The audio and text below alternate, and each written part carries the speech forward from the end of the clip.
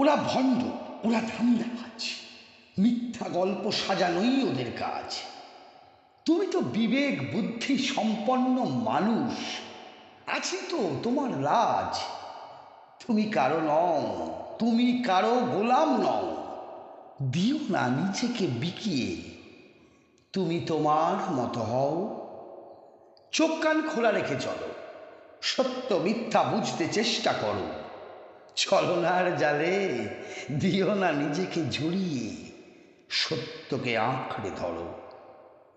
তুমি তো মানুষ, সব দিক থেকে উন্নত, তোষামোদ করো না তাকে যে চায় করতে তোমায় পদানত। ওরা নিজেদের স্বার্থে লড়ে, তোমার আমার কথা ভাবে না।